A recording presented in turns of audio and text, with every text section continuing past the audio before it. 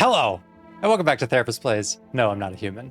Okay, it's time to make some decisions, some tough decisions. Someone in this house is a visitor, possibly more than one, because people are dying, okay? And the longer that this goes on, the more insane we're becoming.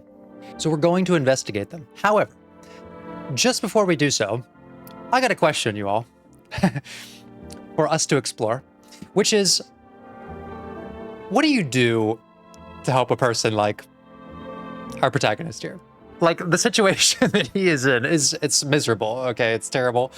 The choices you have are basically do nothing and people die, or you decide on very like vague information to kill people who may or may not be a threat to you, and which, regardless of whether it's the correct decision, we've made one correct decision so far, and it still left us with a ton of emotional damage, as would blowing off the head of anything. So what do you do, like, therapeutically? I'm kind of curious what people would come up with. Post whatever the result of this horrible little adventure is, how do you help someone like this, who is in a deep state of depression and had to make increasingly difficult decisions in that depression? Well, if you know something about therapy, you probably understand it as a way of unpacking and processing things with the goal of developing new insight around them and that sort of thing. But like, this is an extreme situation, okay? And we would be left with some quite severe trauma from it. I'm willing to bet, anyways. And so your approach has to be quite different than maybe like sort of the average therapeutic situation where you're mostly doing that processing, unpacking things, where discussing the event doesn't like completely mess you up just by reliving it. Working with trauma is kind of unique, and this is just the approach that I have learned. It is not a one-size-fits-all situation. All kinds of ways to address this kind of stuff, but here's what I would do, okay? The thing is, if I were to meet someone like the protagonist, and you bring them into the therapeutic setting, which is a safe setting, you know, calm, clinical environment, then it's likely you're meeting them when they're in a calm state of mind, and they can think rationally about their experiences, right? Therapy is supposed to be a safe environment. And to do therapeutic work, you need to like do quite a lot of metacognition, like thinking about your own thoughts, accessing memories, etc. And the challenge with trauma work is that the mood and the state of mind that you're in presently can affect the memories you have about an event.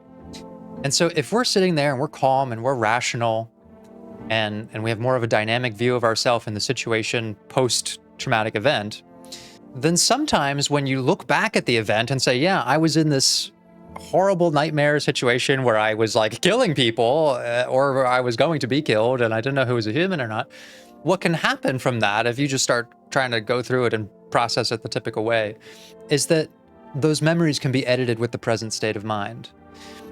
And we will take our rationale in, and you can end up sort of looking back at what was a moment where you had basically no rationale. Like, this was a terrible situation. We don't have all the information. We're extremely dysregulated. Like, it's very hard to make good decisions here. And you might walk into those memories assuming you had the rationale that you do now.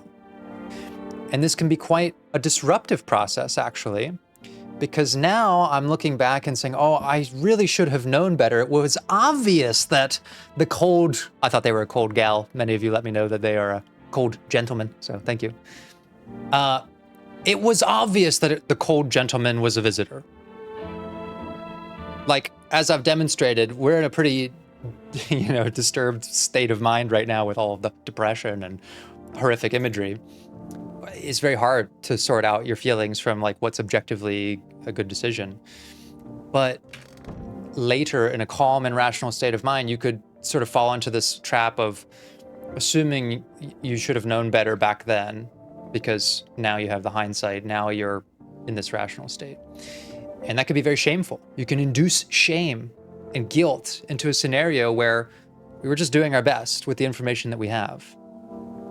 So that is why it is not necessarily the best idea to just, sit down in a calm clinical environment and revisit the bad events and try to unpack them, because you may actually sort of re-traumatize the person and make them feel worse about the decisions that they made.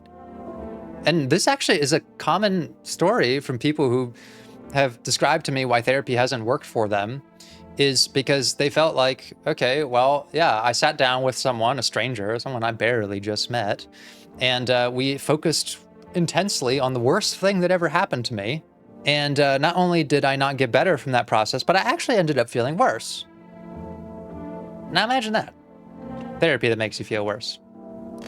It's a tragedy. Should never happen.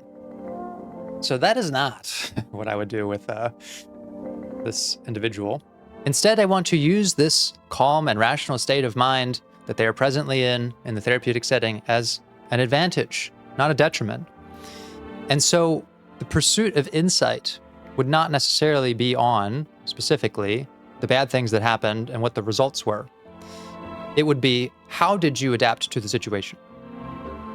The starting point is, okay, I blew someone's fucking head off and it scarred me for life. And how did I respond to that in a way that helped regulate me, make me feel better, whatever? What was the process that followed the traumatic experience that we used to cope with it? Because by the nature of trauma and stress and how it affects memories, like the memory is saturated already with the severe event, it's really not all that necessary for them to relive it in excruciating detail. They already know it. They're probably having nightmares about it.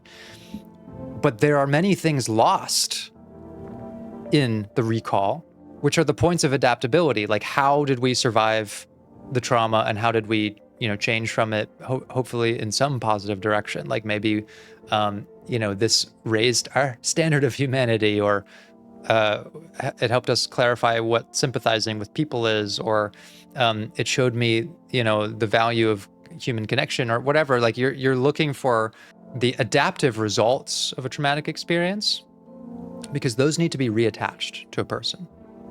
They are lost usually in a traumatic event. We're mostly saturated with the bad thing and how it destroyed us. You don't need to reattach that. It's already, bolted on to the person's life and emotions. Okay. So we would focus on what the person did to adapt to it.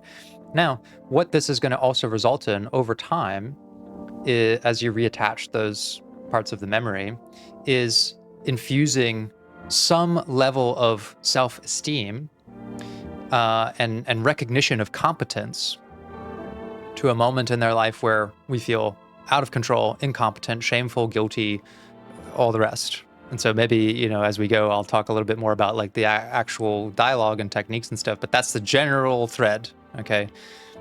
It's not going to help this person to sit them down and, just make them relive the worst fucking moment of their life. It's just going to make them feel worse.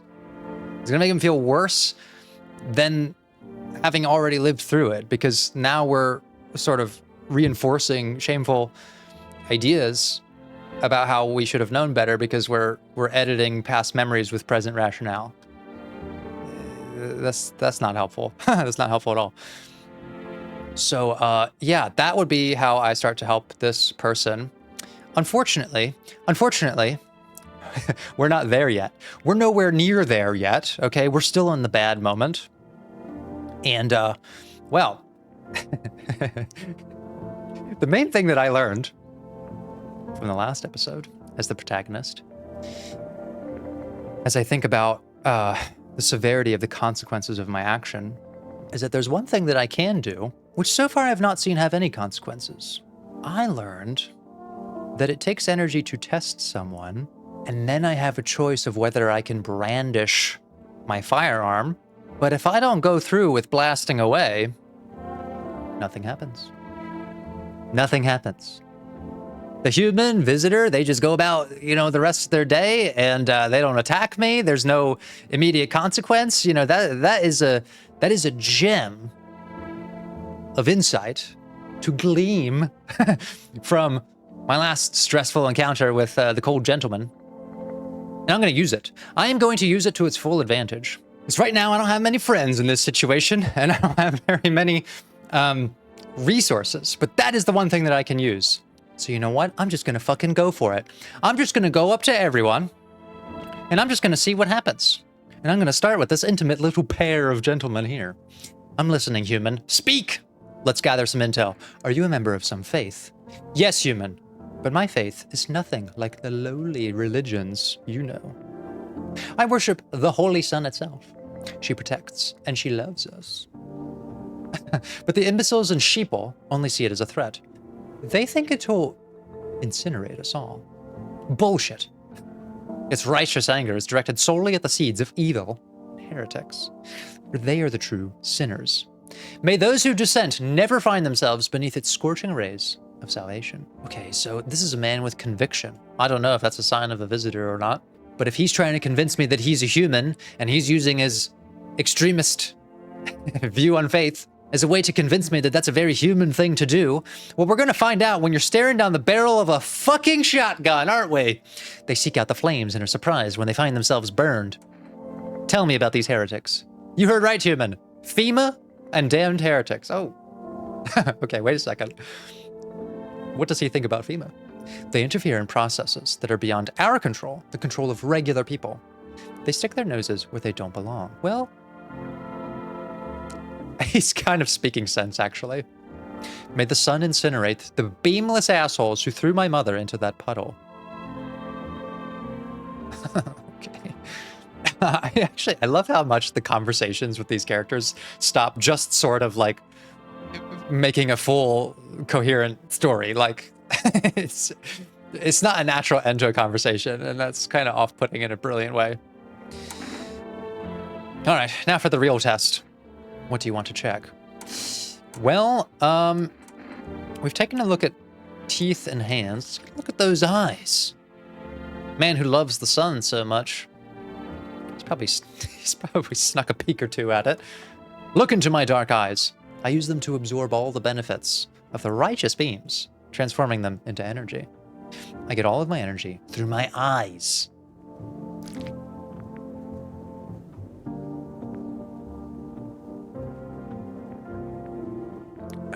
Okay. I don't know. I mean, that's a bit off-putting. It makes me a bit queasy, but I don't know if they were like as bloodshot as the TV said. Have you seen the righteous power of the sun in my eyes? If not, you're blind. Try gazing into the sun for longer. Like me, okay, yeah, he's literally looking at the sun. But, you know, all this could have been a fucking facade. Let's find out who you really are, and let's see how much conviction you really have when it's fucking life or death, friend. Come, human. Why must we do this? You've gone shadow mad, unenlightened one. An eye for an eye, they say. But then they'll shoot your ass for a couple of them. He's not trying to defend himself. He's sticking to his story. We're at a bit of a standstill, are we? I'll let you go for now, friend. Just remember, I have the power here. Don't stick your eyes in someone else's business, they say. So what am I supposed to do? Look away forever? Oh, wait. Was it nose? One sec. Hold on. I don't give a shit.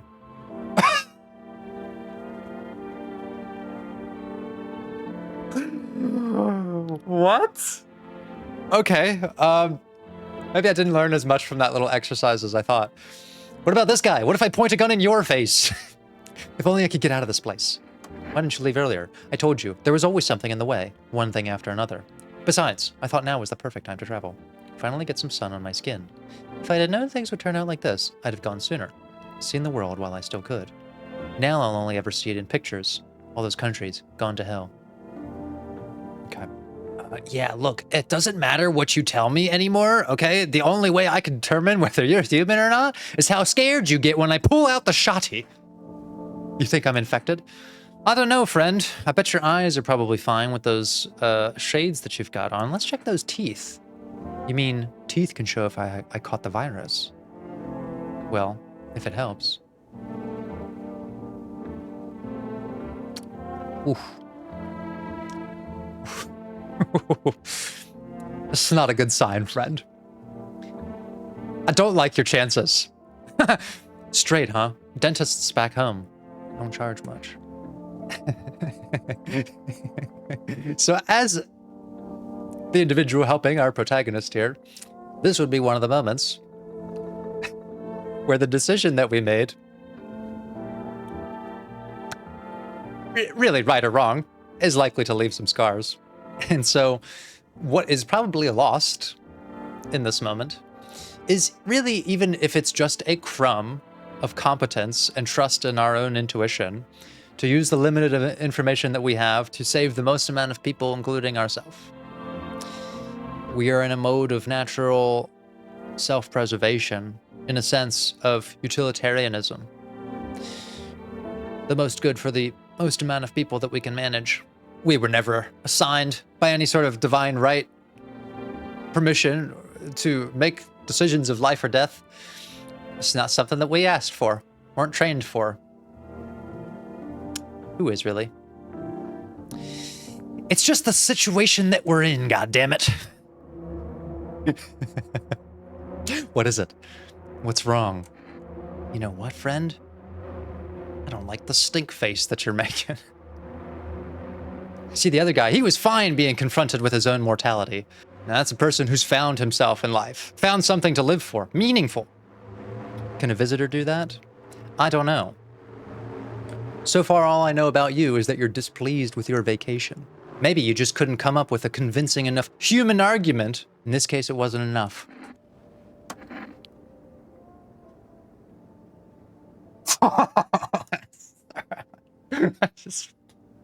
I'm not prepared for this.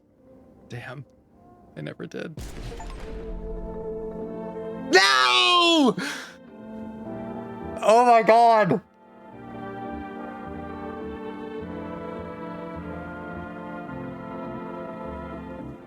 Oh my god.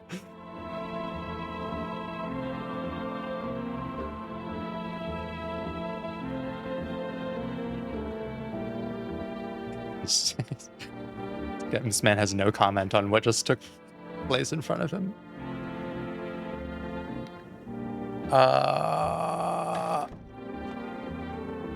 Okay. This is exactly why I, as the therapist, would not ask the protagonist, so what was it like to shoot that human? And to know that you basically had what are there, 4 people in the house? 1 in 4 chance of getting it right, and you got it wrong.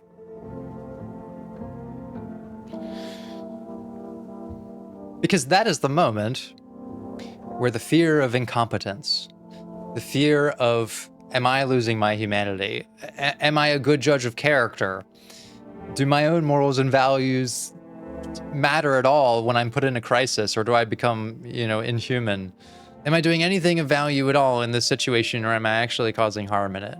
Right? Those are all the things that I can imagine being left with after fucking it up that.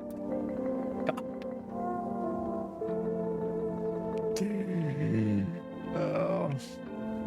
So that is why it's not really preferable to just make someone relive the trauma that they've experienced. If this person has any chance of restoring a sense of self-esteem and competence, after they have survived an awful situation like this, that restoration is going to take place in reattaching them to the narrative of how did they get through it? Not on why it happened, what was so bad about it, how did the bad thing make you feel? And there can be value in the reprocessing and, revisitation of a moment like this. But you have to go into that process knowing as best you can that the person will survive revisiting it. And if we've done no work up front to make this person feel competent in the way that they've survived and has some inbuilt esteem that we've reattached, then revisiting the bad thing is just likely to make them feel worse.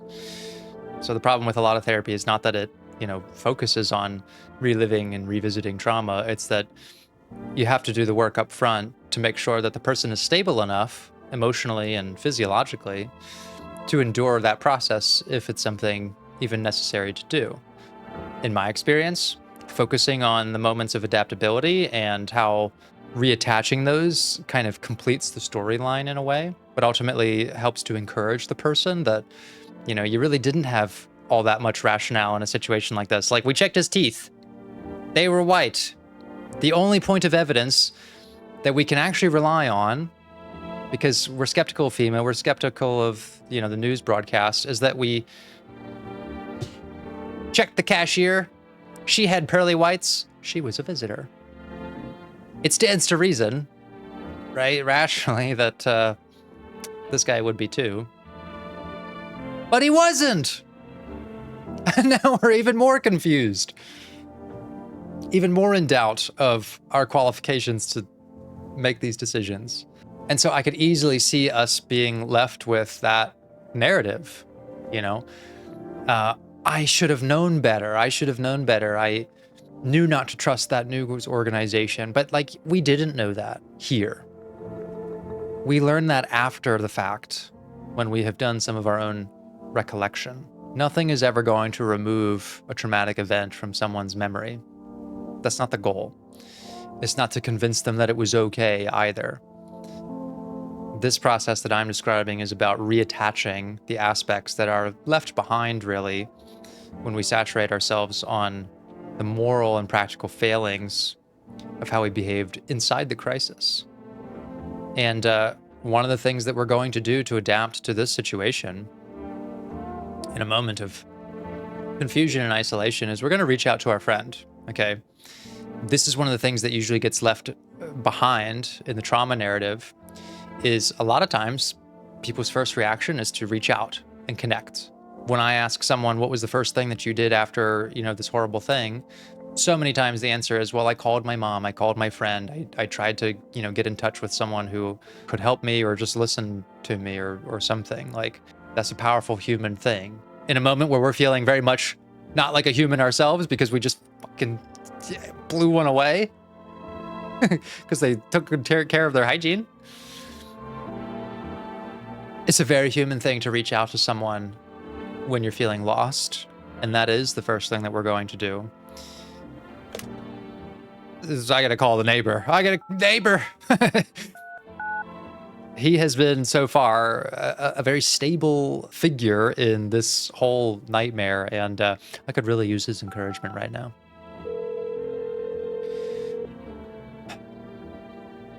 Hey neighbor, thanks for calling. Honestly, I'm still shaken up by all this. Murders, soldiers, FEMA. They even showed up at my door last night.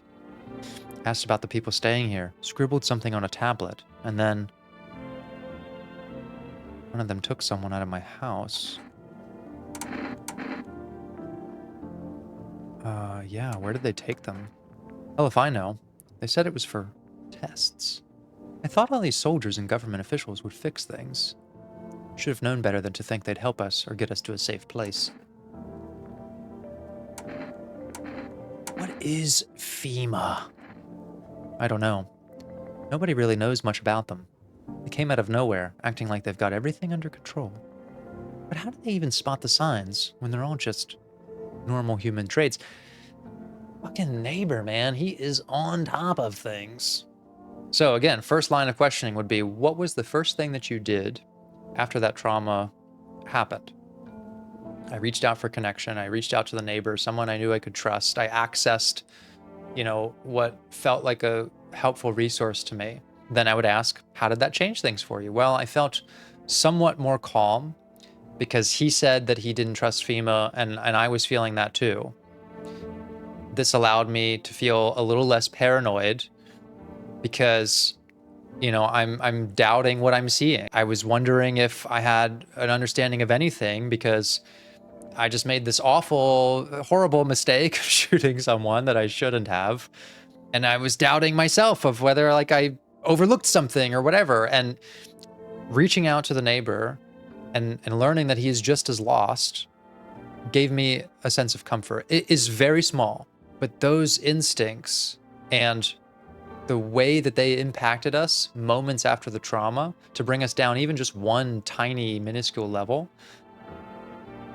are the things that we're reattaching to the narrative when we explore that side of things.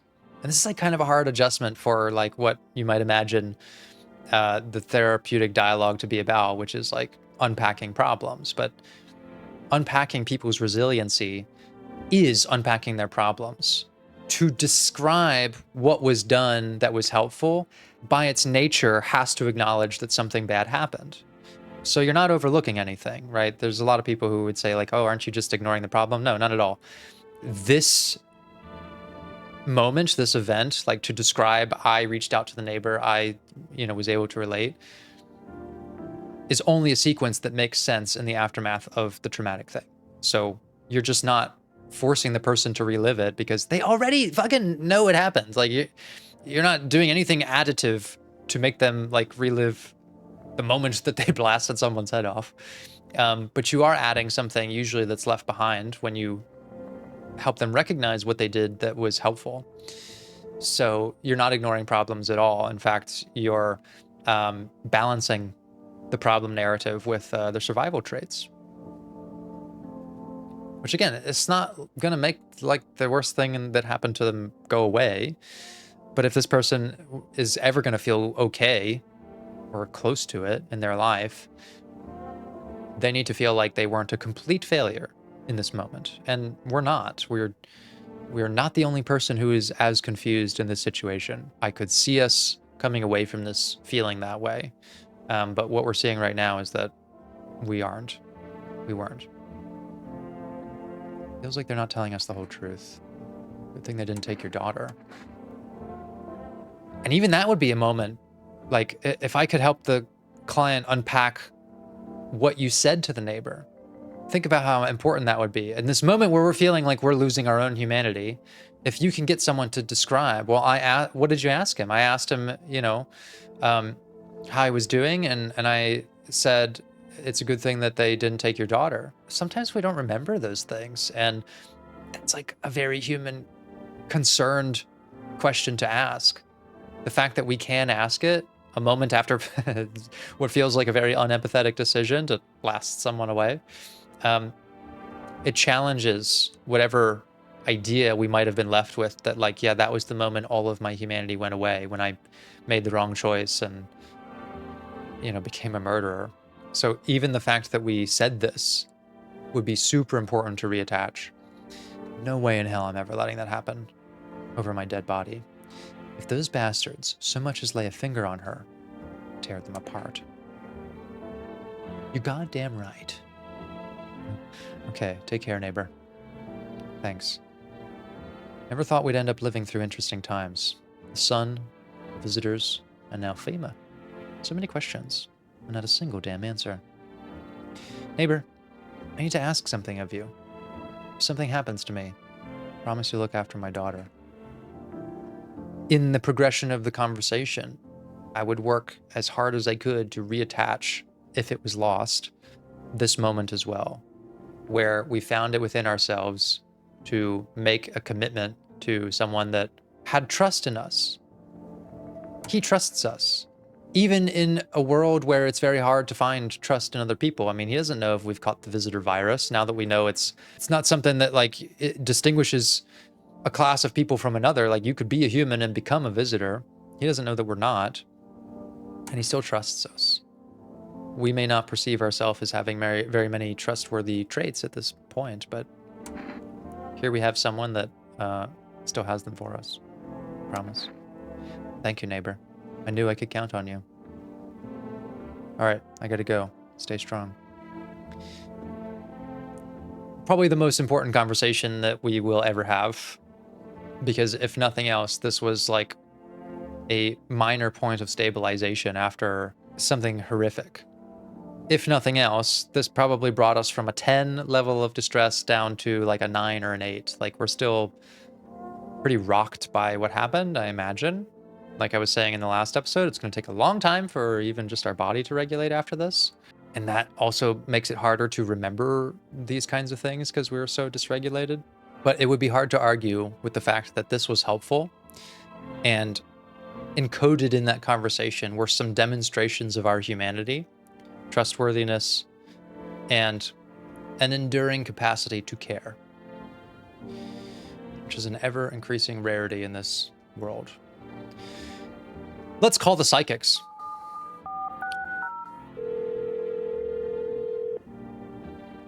Just for a bit of fun. What?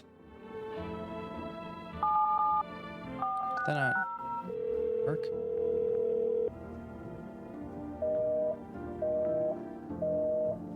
Okay, that's suspicious. What about the for arrest people?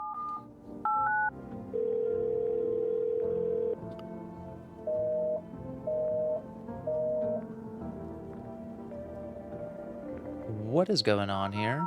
What about FEMA?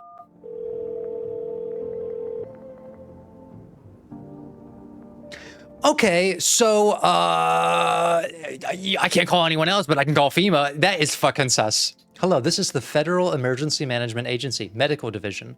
We're now able to provide consultation services regarding a visitor screening procedures. Please state your question. Okay, so maybe we can actually get, I don't know how authentic the clarification would be, but we can at least, well, see what they're thinking or what they want us to think. What should I know about the teeth sign? For accurate testing, we recommend avoiding tobacco products. Smoking may affect the condition of the teeth, leading to unreliable results. What? That was useless. I just shot a man in the head. Who... Yeah.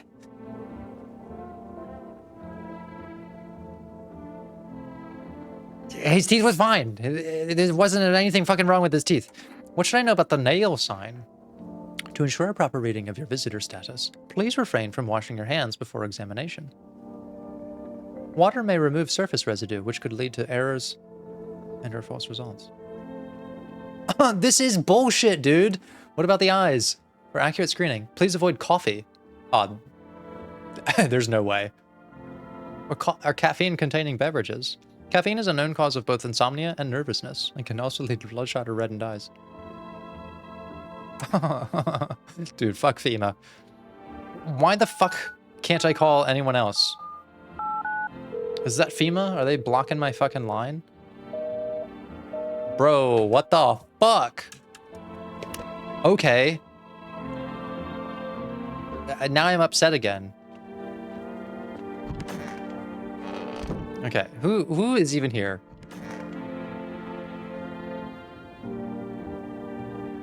Oh shit, okay. Among Us guys. He's still in the trash bag. Okay, so... I don't know if the sun guy is a visitor. It's just cope for me that I don't want to believe that my friend in the closet there is. I'm sorry. I'm so sorry, cold gentleman. If you've got a second sign, I'm sorry, but it's fucking over. Let's check the eyes. Eyes are a window to hell, not to soul. My soul burned out long ago. Maybe that's why I'm so cold. Oh. The eyes are fine. Narrow pupils. Probably because the cold has tightened my skin. Shame the sun still burns me like everyone else. At least my flesh was warm as it charred.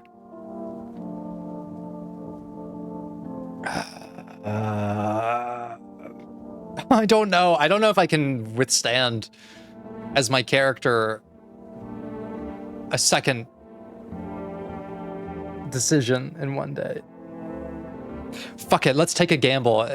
If nothing else, making the somewhat correct but still awful choice might, I don't know, balance things out. Is it the killer in you talking? My eyes aren't red. Don't let me stop you. Waiting is worse than death. I don't want to do this, but I just can't fucking risk it. You know.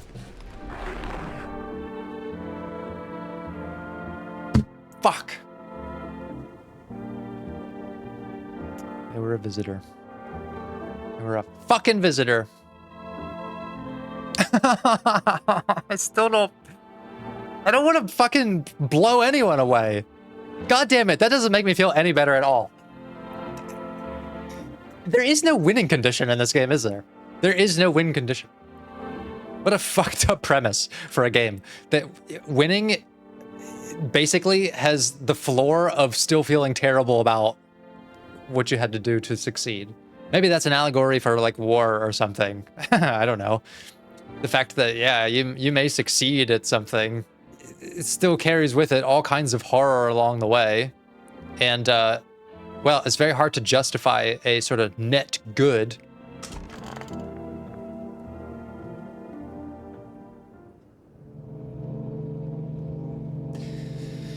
Let's just see what the fuck happens now. Yeah, let's take a look outside. What? My neighbor's house, which he just painted white, is now charred blacker than... What the fuck? Seems like the fire is still blazing now. Someone have burnt it down on purpose. What happened? Neighbor! Is anyone still alive? Worried thoughts swirl in your head, and you're overcome with a feeling of incomprehension and helplessness. Oh my god, no. The neighbor's a smart guy. I'm sure he got out. Maybe that's even him at the door right now.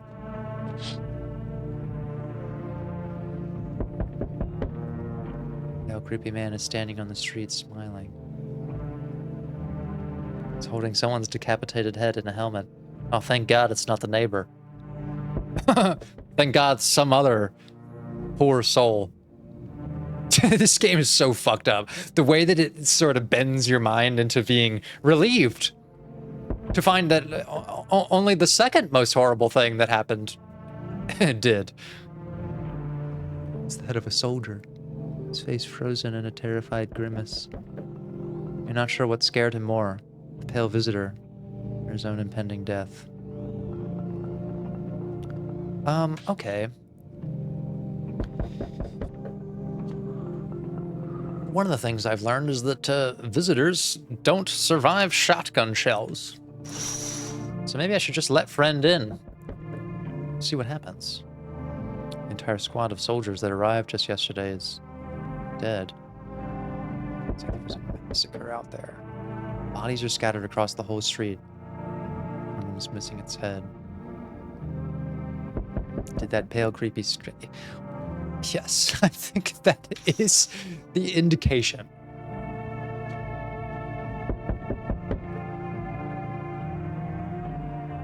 Please be neighbor. No! It's fucking FEMA!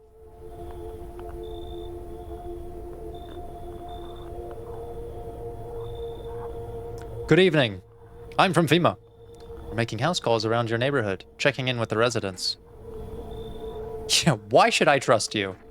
I can show you my credentials. As if that fucking matters at all. Anyway, visitors rarely move in groups. Maybe even never. This is a great question. Why are you in protective gear? Should we be wearing that too? Yeah, is it like an airborne thing? No, but you could buy some if it would help you make you feel safer. We're still in the process of studying the sun's effect on the environment. Oh, I guess it's for the sun. It's important for us to be careful since we're spending so much time outside. Yeah, do you have a fucking plan? Of course, but we can't action our plans without proof. So we'll take one of the people staying here. You're just gonna take someone? We'll have them complete a few tests so that we can make sure everything's above board. Then we'll send them back. What? Do I need to pack? Am I going? Is this your house? Then no. Stay with the other residents. If you need to evacuate, we'll let you know. We'll just take one person and be on our way. No! They're taking the Sun Man! Well, I guess it's preferable to taking my theater friend. I actually like Sun Guy, though. Have a good night. Oh my god. I feel much less safe. That dude was a fucking ride or die. Okay, so, potentially we've got a new friend. Oh, hey, somebody's here. Nice. I'm so wired right now. But Energeca just ain't hitting like it used to. Could use a recharge. So he's boosting. Where are you headed, charged up like that? Somewhere far away. Can't stay in one place. A storm is coming, and I'm kind of curious to see how people will face it. I'll keep moving until I fry, or till the visitors gobble me up, whichever comes first. You can't outrun trouble. Ain't that the truth? And you're stuck at here. You think that's what's keeping you safe? Well, yeah, you're alive, talking to me. True. But hey, I'm not dead either. Looks like we both figured something out. We should trade survival hacks. God. Another quirky personality. And then what? Then I run. I'll keep running until I find what I'm looking for, whatever that is. But your place seems interesting, I think. Will you let me in? Yeah, sure. Come on in, buddy. Could use someone with your panaz. Huh, sweet. So you're gonna tell me what's going on around here, deal? I'll chip in. I've got stories of my own. We'll chat. Okay. Could be interesting. Oh my god. It's the little girl.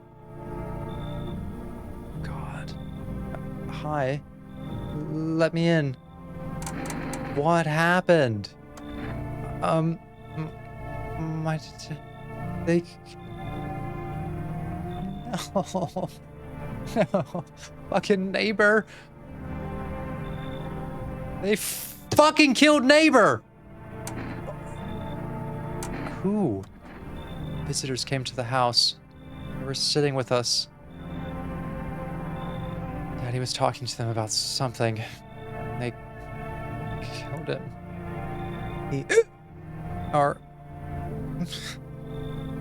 Now our house is on fire. Oh, come on. Oh my god, wait a second.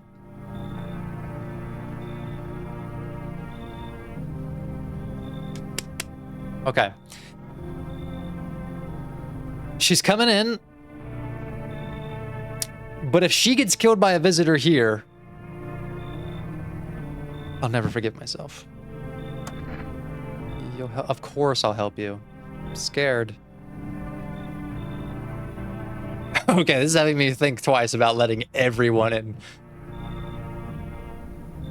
Oh my god.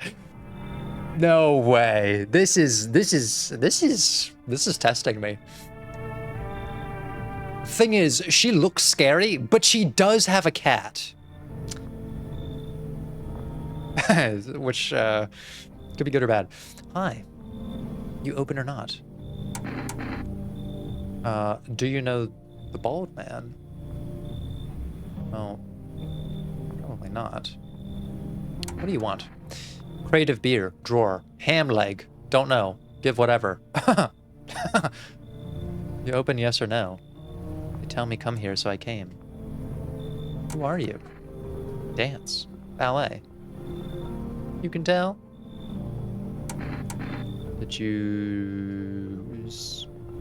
Did someone send you here? I don't think so. Why matter? Because you have a cat! It immediately makes you more interesting. Huh. Prove that you're a person. 2 arm, 2 leg, 1 head. Fuck. Yeah, come on in. She's got a cat. This is like a 2-for-1. Come on, kitty. Time to run and enjoy. I'm sure she's safe. Looks like no one else is coming tonight. Oh my god, oh my god, oh my god, oh my god, oh my god, oh my god! Okay, doesn't look like anything changes after we let people in. What the fuck, you all?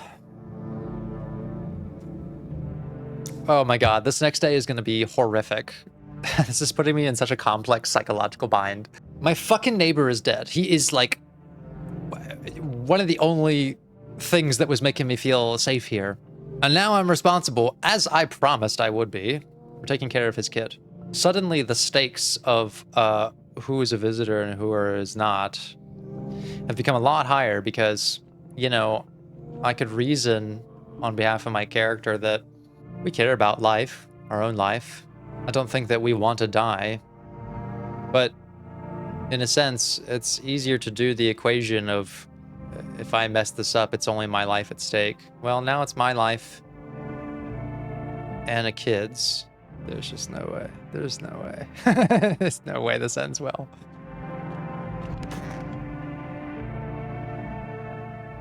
No, Brady. You've got to be optimistic. You can do this. You can find something to make this more manageable. Good afternoon. You are watching the news.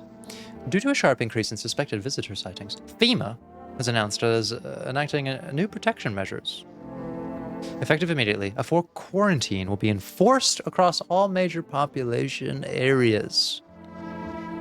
Travel outside your city or to nearby villages is strictly prohibited. Please stay within your designated area. In addition, FEMA has revealed a new visitor identification procedure. Hairless armpits. FEMA reports that the visitors have no visible hair in this area, making it a useful identification tool. The agency is asking citizens to bear with the tests and comply with escorts to quarantine zones. That's all for now. Stay calm! And don't leave the house during the day. Next up, a report on what you can do if you spot a visitor. Yes, let me know, please. Even though I don't trust the source. FEMA suggests that the visitor phenomenon may be infectious or pose a thus far undisclosed biological threat.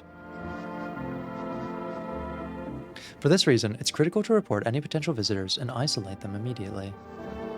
If you can't hand over a visitor to a quarantine zone right away, issue them a special request to appear before FEMA. During the next collection round, an employee will take in anyone who has this paper for examination.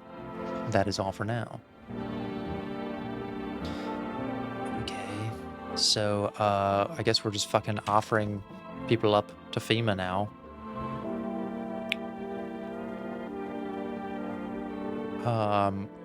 What is going on here?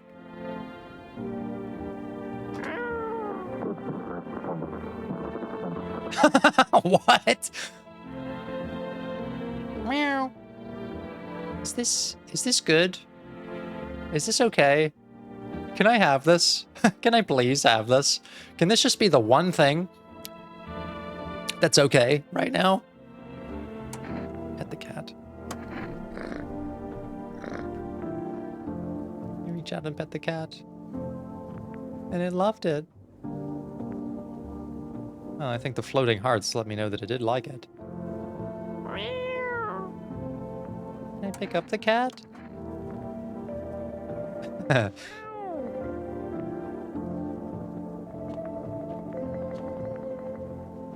What do I do with it? Oh. Oh. Kitty doesn't like to be held for very long. Oh my gosh. Oh, everything is okay for like 20 seconds. So, traumatized victim of the visitor apocalypse. What were some other things that you did that helped in the situation? Well, I let a sort of scary looking woman in because she had a cat in her hands. And tell me, survivor, how did this change things for you in these very dire circumstances? Well, they made them vastly better. They improved things immediately and profoundly. Because now I know, despite all the terrible, terrible things that are going to happen to me, that I have a fuzzy little companion that I can pet, that I can show my affection to, now that I've lost my neighbor. And that for a brief moment, I can offer shelter and affection to this adorable little creature. It's really none the wiser to all of the terrible things that are going on right now. Oh my god, I love it. This is the best. This is the best game ever. This is the best part of the game, and it's the best game. By default. I love that the kitty is right here as well. Nice little vantage point. See everything that's going on. What is this? Okay, there's all kinds of shit going on right now. Let's check the radio first.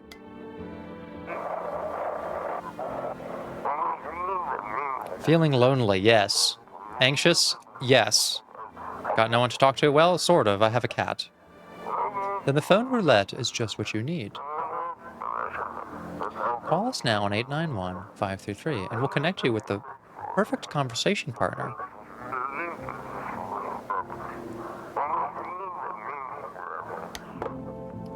Okay. Probably have to check that out. Should I go in the basement? Should I, like, do some... investigation first. I don't want to go down here and like lock myself out of the activities for the day.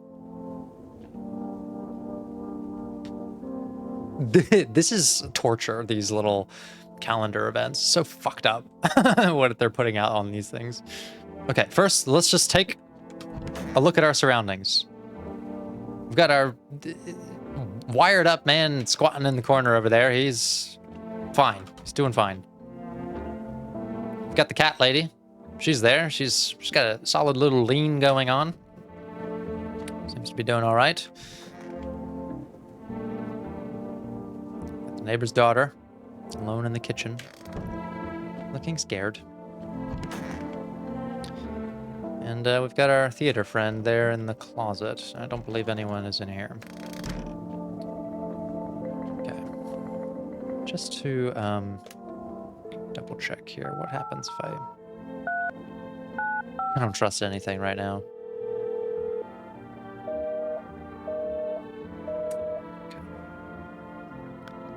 Okay.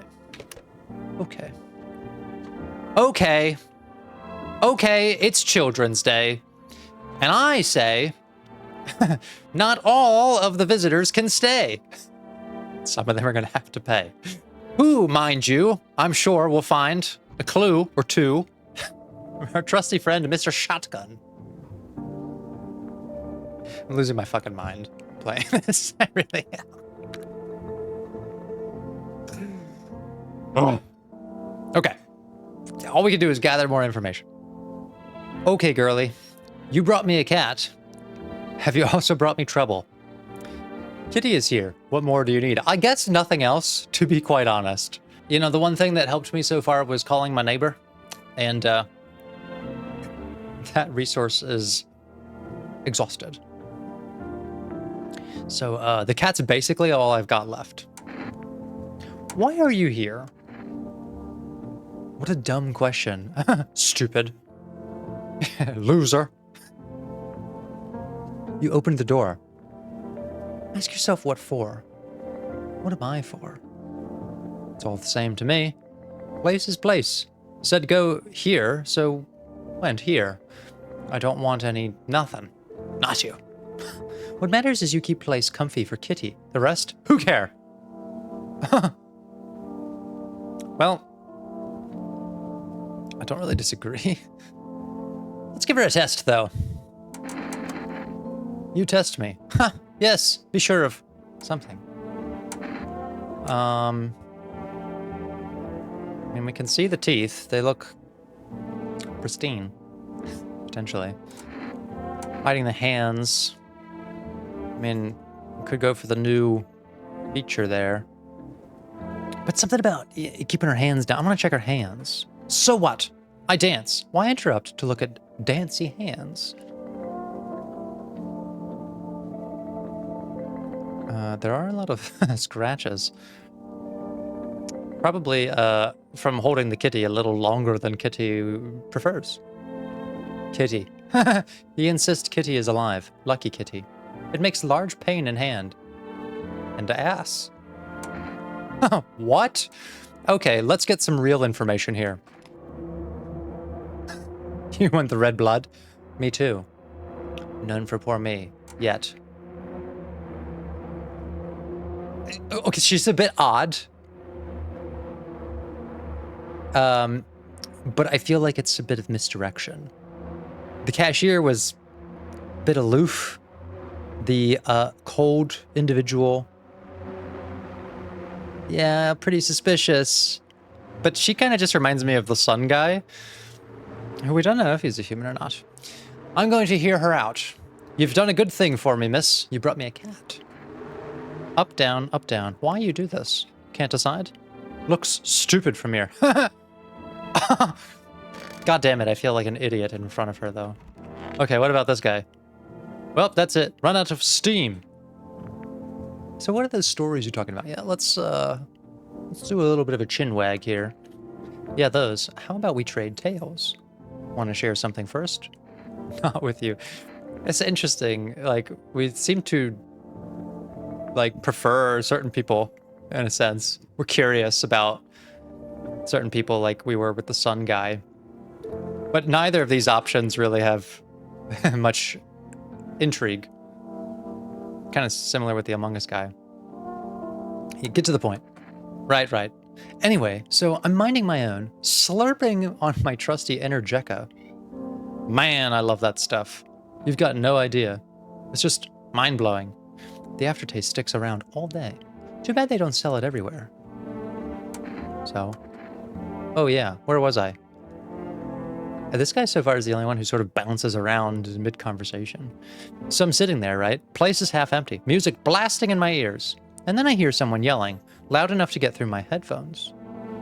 Right in the middle of a real bop, too. And I don't like getting distracted from my tunes, you know? Like, when you're deep in the sound, and the world kind of fades out. The fuck? All right. So I yank my headphones out and see this tall-ass guy yelling at some poor sap. Is he talking about the long gentleman? Okay, so these people, like, might have met each other out there. Don't know what they were arguing about, but he could barely string two words together. Drunk as a skunk. Beanpole screams. Then straight up slaps down the other dude. He goes down like a sack of potatoes. But Lofty ain't done yet. He climbs onto the bar, wobbling like jelly. Head's basically hitting the ceiling. Then he yells something like, "You're all scum!" I knew shit was about to hit the fan, and I did not want to be there when it did. So I scampered. And what? Nothing. Things just feel kind of off. Wherever I go, someone always kicks the hornet's nest. It feels like if I stay anywhere more than a couple of days, that's it. Fight, death, coffin, grave. Usually in that order. Hope things are different here. So he knew the long gentleman. Well, I'm sorry to say, friend, he met his demise a few nights ago. I mean, this dude is so wired up, I bet he might not even be fazed by staring down the barrel. So we're just gonna see what happens. After all, it's the one thing that doesn't really have much consequence yet. Let me just finish this Energeca. Yeah, show me your armpits. That's it. Guy like you, real energetic, sweating all day long. Show me your fucking armpits, man. The only sign that makes sense. Okay. No particular color, no filth, none of that bullshit. Just regular armpits. Nice. Right. It's probably a human.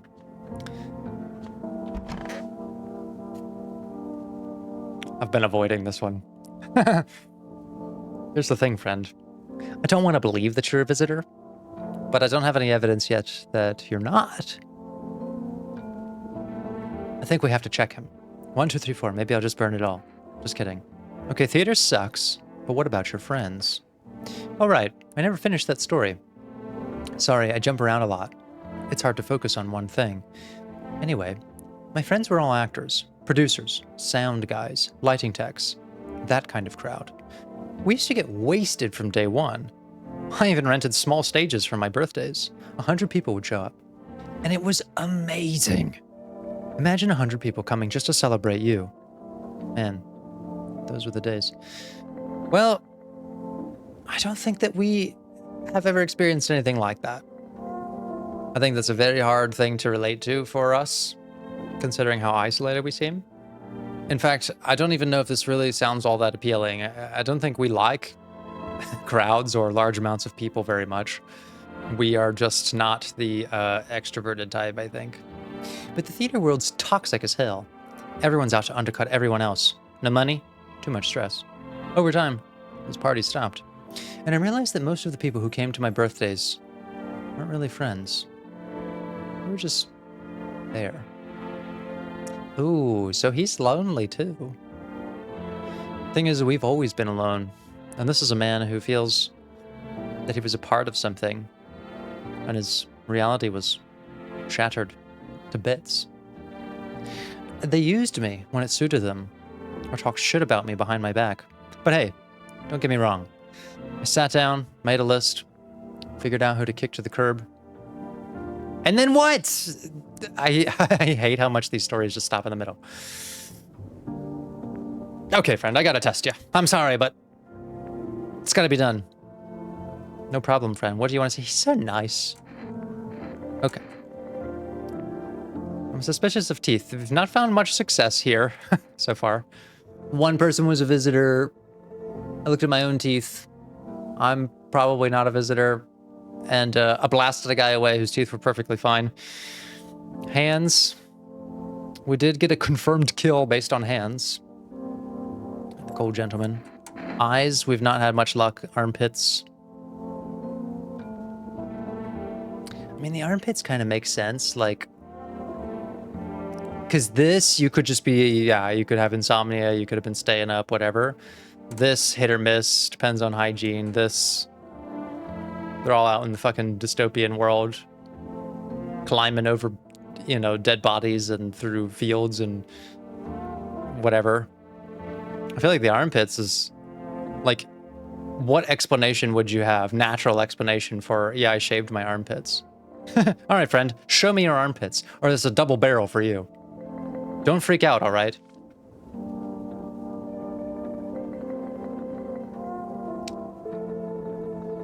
What's going on around the armpit, though? It's just another skin thing, see? I'm bald. I've got patches like that all over.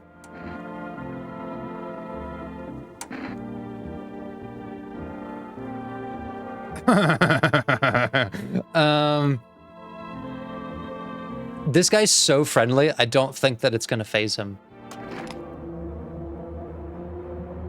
Oh, shit, okay, wait, what am I doing? I've gotten so used to people just kind of accepting that, like, this is just a thing that happens in this house. Oh, relax, will you? Everything's fine.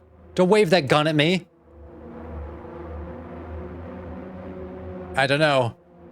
My bias says that he's, like, the most, I don't know, relatable so far. Like, he's gotta be a human, right?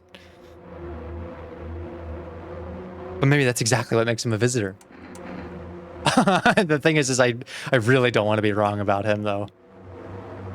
I don't have any more energy. Could drink something and do some more tests, but...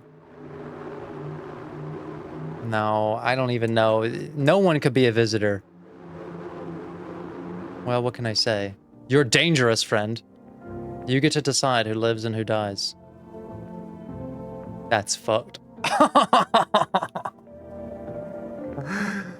Finally, someone has like a straightforward reaction to this scenario. Like that is a straight up cold read of the situation. Oh, this poor man. Well, now I feel terrible because I haven't accomplished anything, and I've not really ruled anything out either. And the fuck am I gonna find down here? Fuck it. What's going on in the basement? What have we got here? Sardines. Pickles. A tunnel? I don't know. Okay, doesn't look like there's really anything going on down here.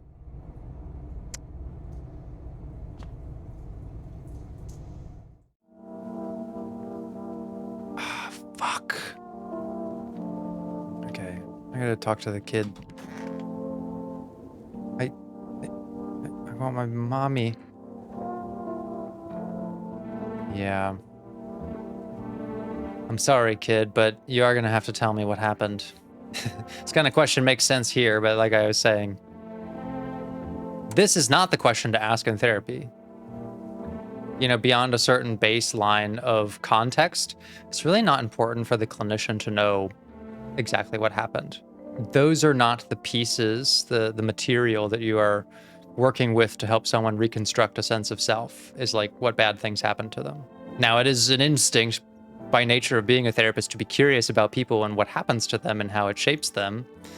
But new therapists have to be mindful of the difference between wanting to know, you know, a client comes and says, oh, I got in this huge fight with so-and-so, my partner, my brother, whatever. And for you to say, oh, well, what was the fight about? What happened? What did he say? And to get the whole story. But this will slow things down, distract from really the work that you're trying to do, and it de-emphasizes like what the objective in the therapeutic process is, which is how we're going to develop from the crisis. And sometimes it is worth getting into like, okay, well, if you're getting into this fight all the time, then we need to know a little bit of context to understand this pattern of yours so that we can work on it. But sometimes it's not that.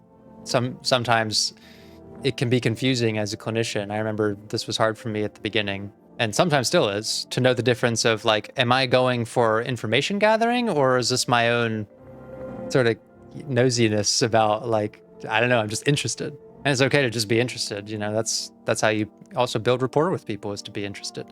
But sometimes, all I'm saying is that sometimes asking questions like this can be for your benefit, and as long as it's in the client's benefit as well, it's appropriate. But occasionally it is just for your own, like you want to know, but it might distract from the work in general.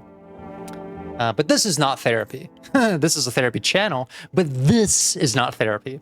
This is trauma. This is a trauma game where we traumatize people and become traumatized. So tell me what happened, little girl. I don't know. They came in and started talking, and Dad said they were wrong. Then they said, Daddy. Oh, I appreciate how like kind we are to her though.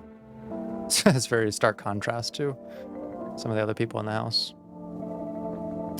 Okay, just rest for now. This is good instinct. Like, yeah, this is not helping her. You can exactly see what I'm talking about. We need to know a little bit in a sense, but the priority right now is that she needs to rest.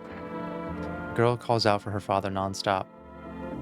There's no end in sight to her hysterics. Poor thing. Okay. I don't know. Someone could be a visitor, and if they're a visitor and they fucking... They put that little girl in trash bags. Everyone's getting a shotgun shell tomorrow morning. I swear to God!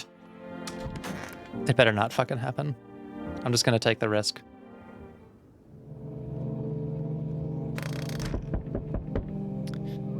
Okay. Let's see what we're dealing with here. Looking at the ruins of your neighbor's house. Happy family lived there until recently. Now only a ghostly shell remains. A strange feeling overwhelms you, as if you knew this was coming. As if death was coming to that house so very soon. What is going on in the sky? I don't even know anymore.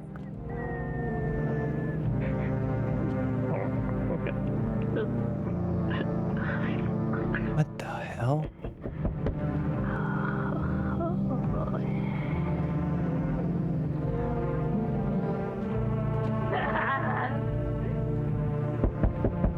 Okay, I did not realize they could, like, listen in.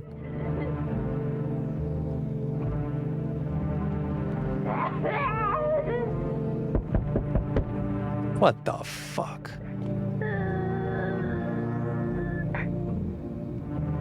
Oh, poor thing. Oh, this is breaking my heart. Where's the cat? Can we give her the cat? I think she needs the cat. Cute kitty.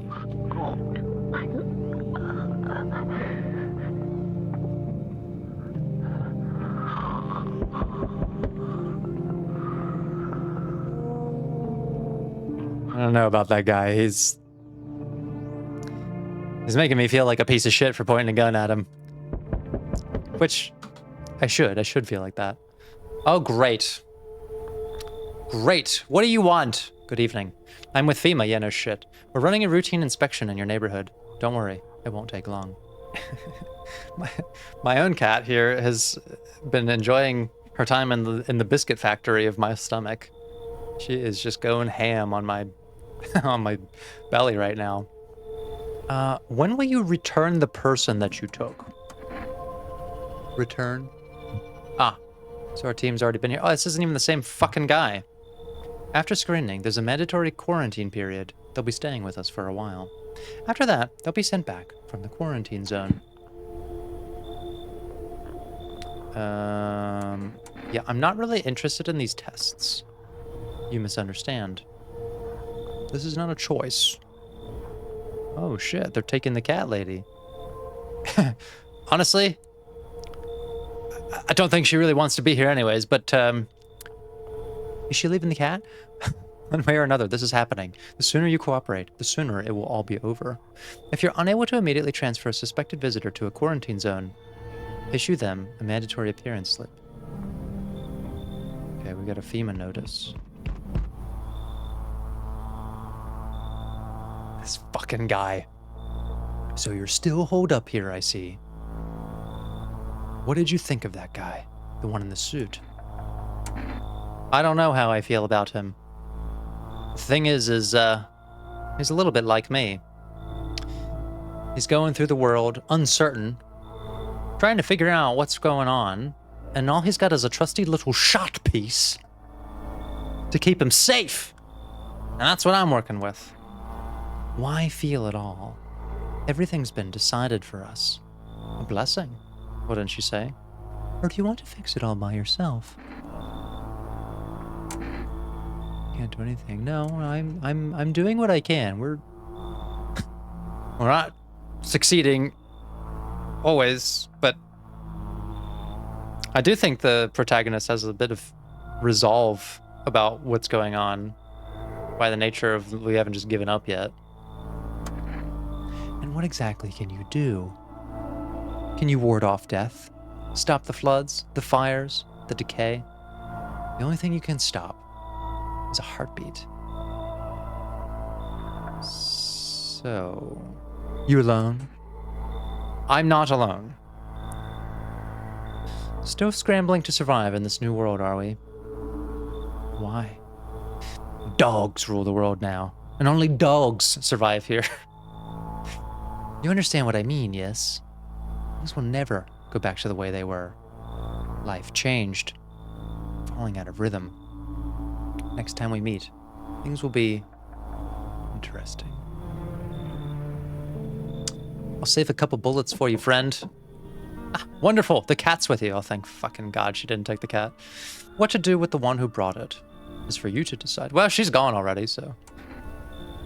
How did you know about the cat? I think this guy sent her there, but why did you ask me to let someone with a cat into my home? A powerful entity awaits the cat's approach. It is thanks to she that my eyes reach far. Even I do not see all. One thing is yet clear, though. Something wicked this way comes. You cannot halt it. Perhaps they'll mention it on the radio. Will you listen? What is going to happen, friend? I can't say more. I've already said too much. Treat this as advice if you wish, but for 2 days yonder, testing portends doom. When I first came here, I felt something strange. Now the feeling has subsided somewhat. I think we are on the right path. I hope to see you again soon. Does that mean we actually don't have any visitors? Yo! How's it hanging? Dude, you've been seeing how gnarly things are out here? What the hell is going on? Be for real with me, dude. What did I miss? The sun is flaring up and burning people alive during the day. I think he should know that. Creatures that look like humans are crawling up out of the ground. I could see how you missed this one. Zombies? Dude, I knew it. Bro, what is with all the, like, dude bros out here in the fucking apocalypse? Bro, you can, like, totally count on me for what comes next. I've seen so many movies where this happens, dude. I'm basically a survival guru. Just clue me in. We dealing with classic slow zombies or the gnarly fast ones? And is it like brain virus? Or are they just freaky undead dudes? Trust me, dude. The answer to that totally changes the game plan. Also, you got a shotgun or like grenades? Boy, do I. We're gonna need hella firepower to make it through this one. And food, man, like loads of food. Yeah, Yeah, what the fuck are you talking about? Dude, I know exactly what I'm saying. You know how sci-fi writers already know what the future's gonna be like? Like, they go to Space Brain and predict crazy tech stuff before it even happens? Imagine if we went to space and started sending letters to aliens. This dude is fucking stoned or something. Totally wild, dude. My homie read a zine where it happened. Alright, I'll chillax. Come on, let me in. Honestly, dude, I kind of don't have fucking room for all this shit. Come on, bro. Alright, so check this. I don't like how he's like, you know, we gotta do something about this. Friend, the impetus of letting you inside, the thing the neighbor said I should do, is bring people in the home so I could tell the weird, creepy dude that I'm not alone. Like, I did not want people in my house. That was not a choice that I would have made without the duress of my environment and the trust I have in my neighbor, who is dead, by the way. Check it. Coffee. Bam! It's like the games, dude. Gotta build up, like, pal points, right? Ooh. Ooh, wait a second. Bro's got coffee. Okay, I don't really care for him, but I would like some caffeine.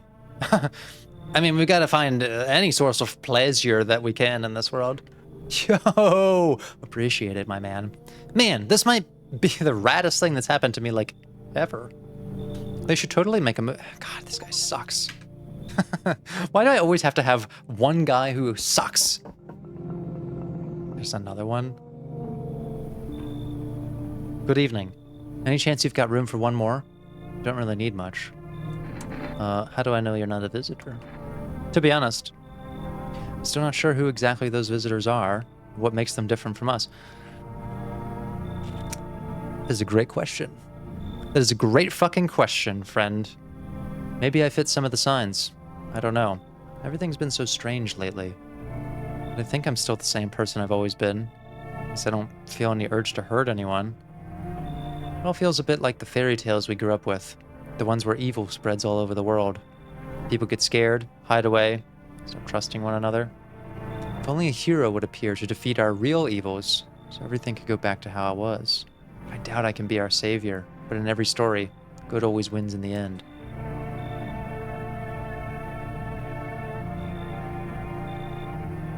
I don't need freeloaders here. No, this guy is coming in. This guy has got a positive attitude. And not in a delusional sense, like some of the others who are just like, oh, fuck yeah, bro. Like, I'll survive this shit. Like, this is a very realistic, I have no fucking clue what's going on.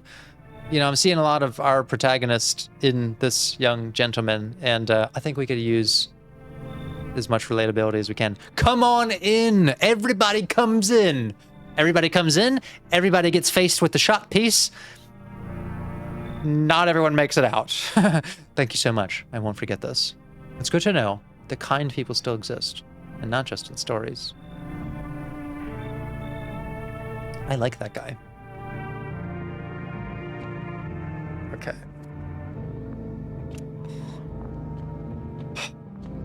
Moment of discovery, I guess.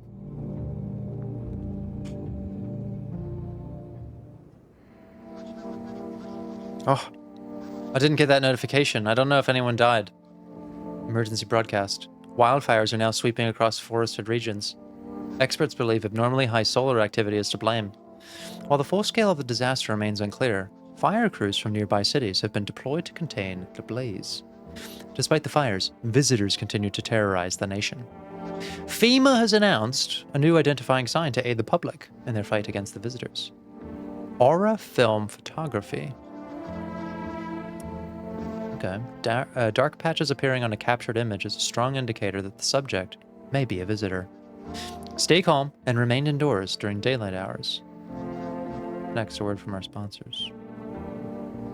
Aura Cam. Each day, spotting visitors is getting harder and harder. 1 + 1 = 3. Signs aid the search, but did you ever find yourself wanting a foolproof way?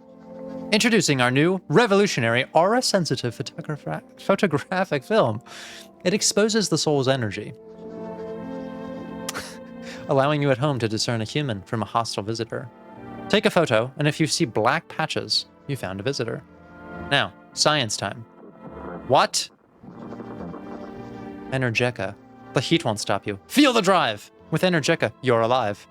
Wow! An invigorating energy drink that quenches your thirst faster and more effectively than water. Now available from 4 restaurant delivery.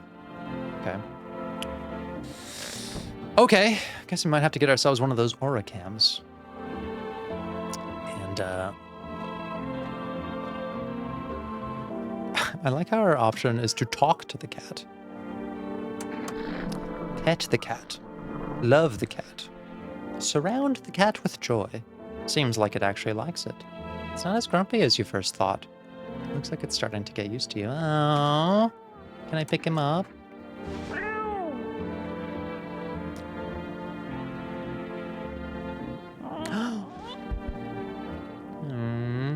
Like they let us hold him for a little bit longer. Okay. Please, please, please, please, please, please. Oh my god. Oh. Okay. Well, at least everyone in the house is not getting shot the fuck up this morning. Because that is exactly what will happen if someone takes out the little girl. I swear to God. Everyone but the cat dies.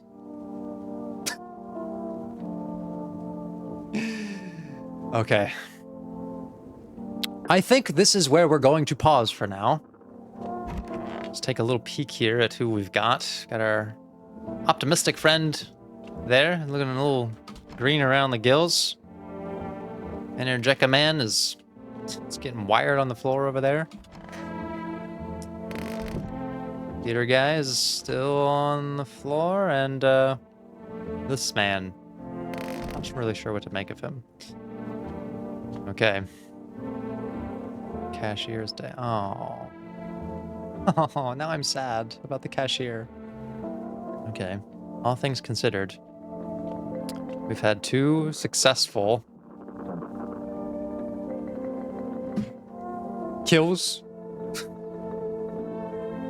And 1 miscalculation. And we've done a good thing by saving that little girl and by saving this little cat here. I have no idea what a conclusion to this game is supposed to be like. But I'm going to keep trying. I'm going to keep trying to make good decisions, if such a thing is possible. But remember this. Often the best things that you do are the easiest to forget after a crisis. And we are seeing the signs of what someone who is deep in a crisis is doing to manage it, I think pretty dang well, all things considered. Even if I just look at like functional stuff, the fact that we're able to get to sleep, the fact that we're able to still make judgment calls, like there is still some executive control and deliberation on emotion going on. Like the fact that we can communicate empathically with the little girl, despite going in a different room and having like, you know, some quite negative feelings and sentiment towards some of our other patrons. To me, that signals that we've not fallen into like a uniform cynicism or hopelessness about the situation. Some amount of optimism, some amount of willingness to go the extra mile to protect this little girl that we care about and ourselves. And now we're certainly letting everybody that we can in, you know, to help them out if we can. So there's an element of spirit that is being maintained despite many things that would reasonably bend it to the point of breaking. Those are the perspectives worth trying to surface in the work of trauma therapy and helping a person see that not everything that you do and the ways that you respond are going to be perfect. And some may even come with maladaptive patterns and consequences later down the line. But something that I've seen from doing this work is that when you remind someone of the care they took of themselves and other people amidst a crisis, it does tend to restore a bit of faith in yourself. If nothing else, you might still be left feeling that you didn't make good decisions, but perhaps underneath those decisions, you were still a good person with good intentions. Okay. that is where we're going to pause for now. As always, thank you for watching, everyone. Be good to yourselves, and I will see you next time. Take care.